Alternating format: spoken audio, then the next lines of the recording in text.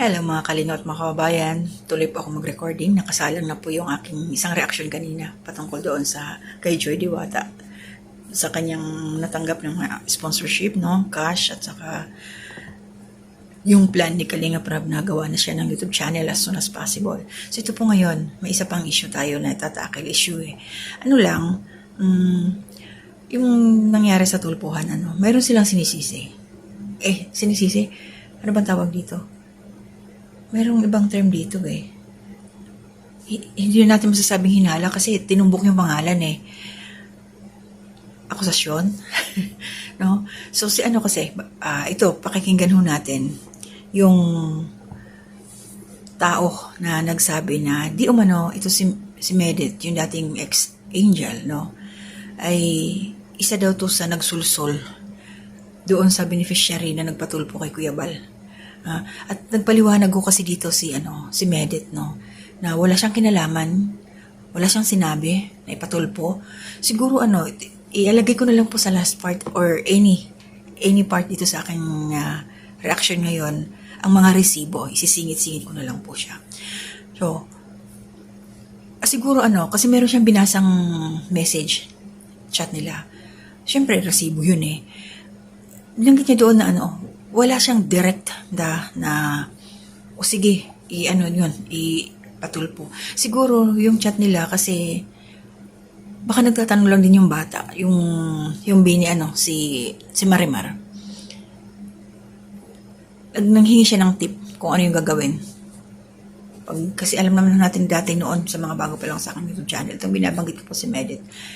Meron kasi siyang ipinatulpo dati kaibigan niya. So, baka kumukuha lang ng idea paano gagawin. At wala ho siyang, sinabi niya doon, hindi niya alam na yung, ipapatulpo pala sila Kalinga Prab at saka si Kuya Bal.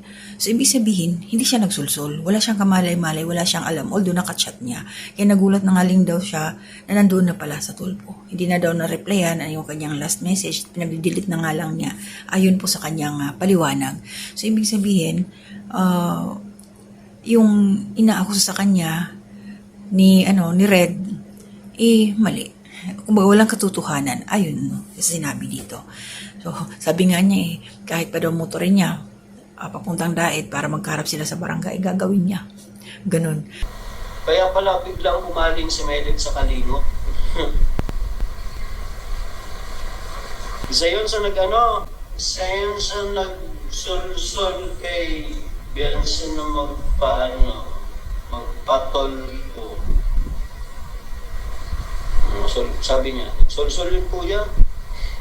Kaso, bumaliktad man, naku, delikado yung kalingap dyan pag magbalingbing din yun. Nagsulsul kay Biansi na magpatulfo. Yan po ang hirap eh. Ang hilig, paano natin irereklamo ang isang bagay na sa pamamagitan ng pagsasalita natin, di ba? Kung hindi natin alam ang mga ibig sabihin ng mga words na binibitawan natin, di ba? Paano na natin makukuha kung ano man yung justice na sinasabi nyo kung hindi nyo nga alam kung ano talaga ang tamang term sa mga bagay-bagay, di ba? Ang mga accusations nyo, salto-salto, kaya alam nyo, ayaw ko po talaga, as much as possible, di ba sabi ko, ayaw kong manghimasok. Ayaw kong ma-involve sa ganitong issue kasi sobrang dami ko na pong issue at may mga inaayos ako personally.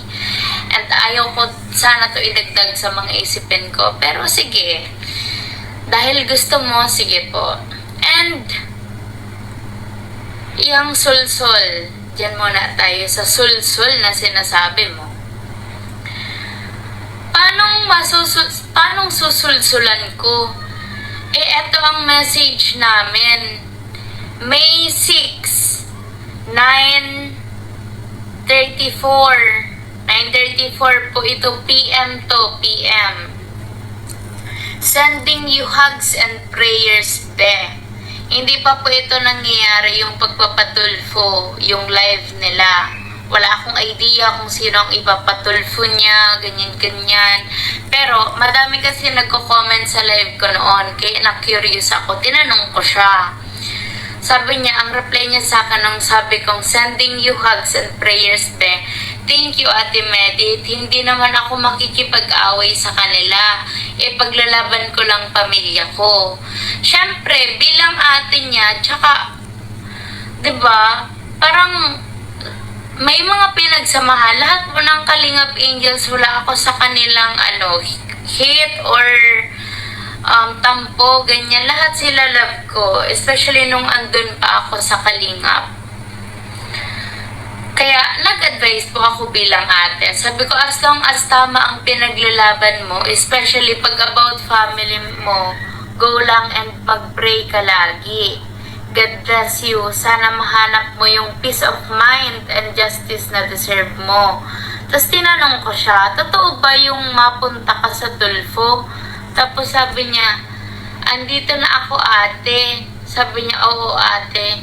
Sabi ko, nasa Tulfo ka? Sino ipapatulfo mo be? Sobrang haba ng pila dyan sa labas at sa loob. Tapos may mga messages pa po ako, hindi na siya nag-reply. Kaya ang ginawa ko, inansend ko naman na. Kasi parang useless naman na yung mga sinasabi ko. Kasi ando na siya and hindi niya na po ako sinagot.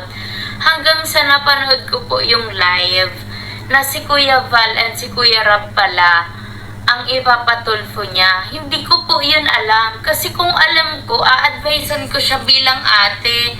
Kasi para sa akin, mali yung, diba, kahit anong issue pa yan, kahit gano'n pa kasama ang loob natin, hindi para atakihin ang taong mga tumulong sa atin. Kahit ano pang misunderstanding yan, hindi, diba? Ayoko to sabihin kasi alam kong makakapanakit ako sa mga sabihin ko. Pero hindi ko ito i-filter.